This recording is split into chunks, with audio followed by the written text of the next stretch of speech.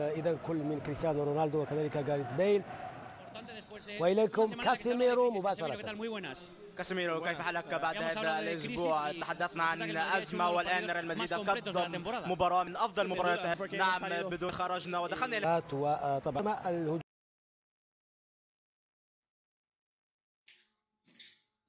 في دوري الأبطال أدينا بصورة ممتازة أمام نابولي، وعلينا أن نواصل على هذا النسق. ربما كان هناك بعض الشكوك حول أداء الفريق في آخر المباريات.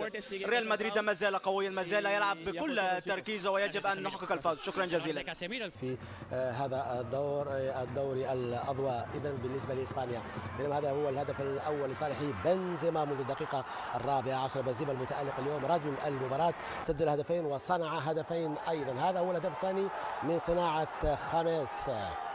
الريال قتل هذه المباراة في 30 دقيقة الأولى.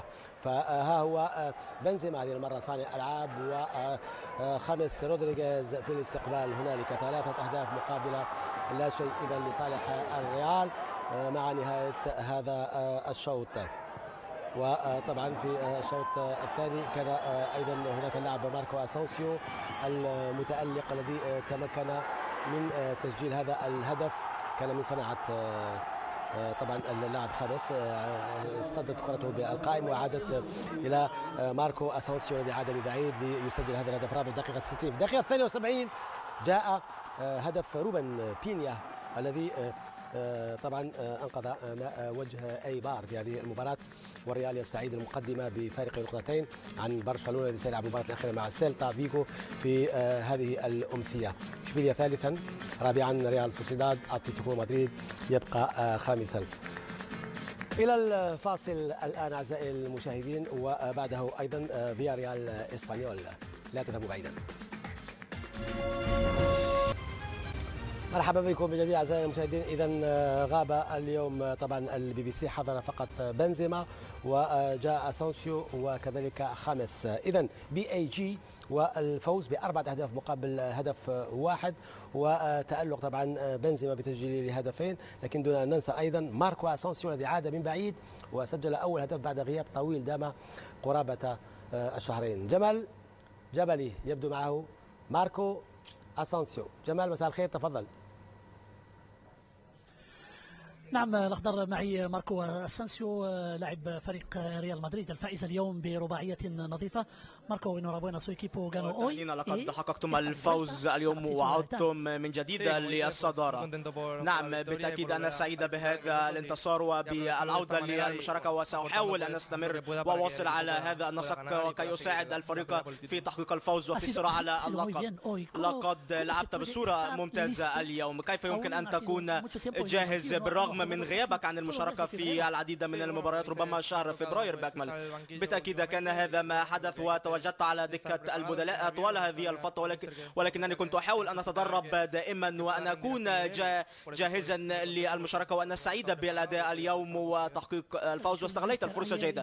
ماذا قال المدرب بالأمس في الحديث قبل المباراة؟ ربما نصف ساعة تحدث معكم قبل بداية التدريبات بالأمس كي تقدموا مباراة جيدة اليوم.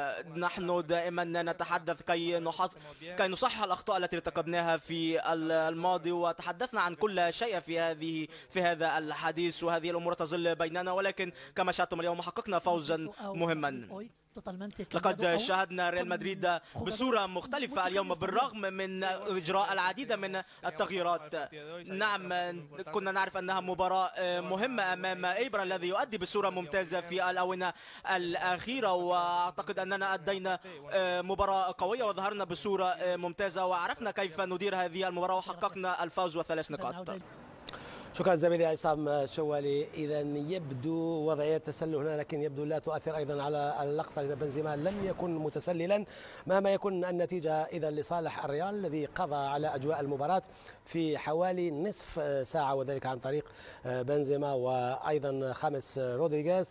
تحدي كبير اذا لزيزو الذي يبدو انه غامر في التشكيل، لكن تمكن من تحقيق نتيجه ايجابيه. 3 أهداف في 30 دقيقة والريال يعود إلى المركز الأول بفارق نقطتين عن برشلونة، وإشبيليا يبقى ثالثا، ريال سوسيداد رابعا، أتلتيكو مدريد خامسا، فياريال سادسا، وإيبار في المركز السابع.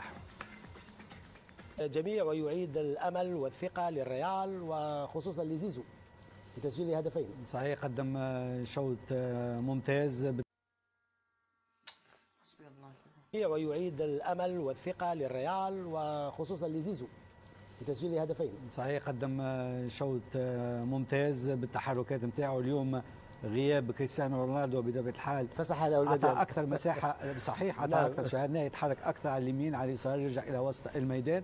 ثم التمركز رودريغيز، اليوم رودريغيز لعب مثل ما يلعب مع منتخب الكولومبي، يلعب وراء المهاجم، حريه مطلقه لرودريغيز، اعطاه حلول كثيره، شاهدناه يساند على الجهه اليسرى اسانسيو، شاهدناه على الجهه اليمنى في الهدف الثالث لعب رودريغيز، شاهدنا اسانسيو يقوم بعمل كبير على الجهه اليسرى، تبادل المراكز، سرعه، افتكاك الكره. اليوم اللاعبين المهاجمين لما يخسروا يرجعوا ويدافعوا، وبطبيعه الحال ساعدوا كثير مودريتش واللاعب كازيميرو في وسط الميدان. لوكاس يرجع، اسانسيو يرجع، رودريغيز يرجع، ولهنا اعطى اكثر امكانيه للفريق باش يسجل الكره بسرعه عكس المباراه الاخيره.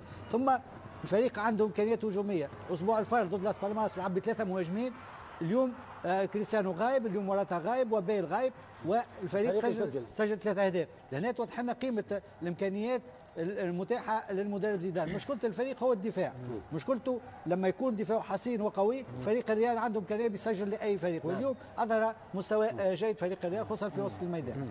إذا هدفان من توقيع كريم بنزيما، هذا هو الهدف الأول، وأيضا خامس يتألق الليلة بتسجيل أيضا هدف، وأيضا بهذه الصناعة لهذا الهدف أيضا. صحيح اظن يوم خامس قدم شوط جيد، شوط رائع، تبادل بين خامس وبنزيما. بنزيما اليوم صحيح قلت تماضى خامس اليوم بشكل جيد، يلعب اللاعبين ارتكاز. اليوم مودريتش ولاعب كازيميرو لعب قدامهم لاعب خامس حر عنده حريه في التحرك، وبالتالي هذا هو اظن الموقع اللي يحبه اكثر لاعب رودريغيز. بالتالي تحركات كما قلنا لاعب بنزيما يتحرك بشكل جيد، لان اليوم لوكاس فاسكيز واسينسيو عندهم ادوار يقوم بادوارهم الدفاعيه اليوم. نعم. تحس ان حتى بنزيما اليوم تحرر عندما غاب بيل وعندما غاب رونالدو، تحرر، اصبح حر، اصبح عنده مهمه اكثر، مسؤوليه اكثر من اللاعبين الاخرين. نعم. وبالتالي اليوم وسط الملعب اليوم، لان قوه فريق الريال هي في وسط الملعب، في مودريتش وفي كازيميرو، في عمليه افتكاك الكره، في عدم ضياع الكره، لان في المباراه الاخيره فريق الريال كان يضيع الكره في وسط الملعب بشكل كبير جدا، وبالتالي دائما كانت هناك المرتدات على الريال. اليوم الريال لم يضيع كرات كثيره، وبالتالي سيطر على وسط الملعب مع اعطاء الافضليه اكثر اليوم، لان ناتشو ولاحظنا اللاعب دانيلو عندهم ادوار دفاعيه فقط اليوم، ما عندهمش ادوار هجوميه. الادوار الهجوميه عند لوكاس فاسكيز وعند اسينسيو، وشيء اخر وتكلم عليه طارق وهو لوكاس فاسكيز، شفنا قدم شوط اكثر من رائع اليوم في عمليه. هذا اللاعب نقطه استفهام، المفروض هذا اللاعب دائما لاعب تكتيكي، لاعب عنده ادوار دفاعيه، عنده ادوار هجوميه، ولاعب ذكي تغطيه تموقع، بالتالي في كل مكان موجود. تثبيت هذا اللاعب، لانه لوكاس فاسكيز اعطى الحل. نعم. اليوم كان اعطى التوازن اكثر للهجوم فريق الريال. نعم، نعطي توازن اكثر. نذهب الى فاصل بعده نواصل. اذا 3 أهداف مقابل لا شيء في 30 دقيقه الاولى لصالح ريال مدريد، لكن اين كان فريق ايبار؟ ايبار بصراحه لقى صعوبات كبيره. اولا تحفظ دانيلو واللاعب ناتشو في الدفاع مع كازيميرو، اصبح دائما فريق الريال 5 مدافعين، مع اسانسيو، مع مودريتش، مع رودريغيز يقوم بدور دفاعي. شاهدنا ايبار تقريبا يخسر الكره بسرعه، ايبار ما عندوش امكانيه باش يعمل 5 6 تمريرات، لانه فريق الريال اليوم حاضر وجالس في وسط الميدان. وشاهدنا حتى راموس وبيبي يلعبوا براحه كبيره عكس مباراه لاس بالماس، قريبين من بعض حوالي 15 18 متر.